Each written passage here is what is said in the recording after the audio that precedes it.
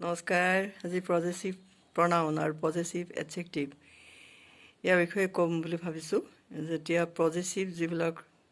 adjective হয় যেনেকৈ your his her their এইবিলাক হৈছে পজেচিভ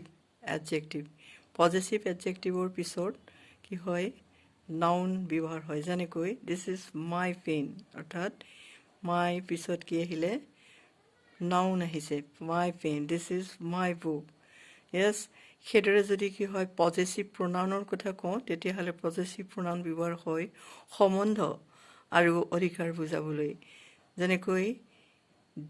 you are mine এটা সম্বন্ধ বুজাইছে you are mine কিন্তু মাইনৰ পিছত কি নাই noun নাথাকে অৰ্থাৎ mine yours ours his hers অৰ্থাৎ কি হয় particular theirs এইবিলাকৰ পিছত কি হয় s এটা সংলগ্ন হৈছে ours বুলি কওঁতে our পিছত s এটা যোগ হৈছে ours theirs আছে hers এটা লগছে কিন্তু যেতিয়া কেতিয়া কোৱা হ'ব যে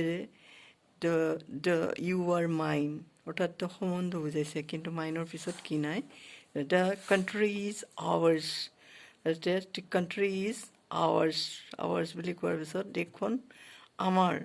গতিকে oursৰ পিছত কি নাই কোনো নাউন নাথাকে গতিকে এইবিলাকৰ পিছত কি নাথাকিব noun the school is ours স্কুলখন আমাৰ গতিকে তাত কি লাগিব ours theirs এইবিলাকৰ পিছত কেতিয়াও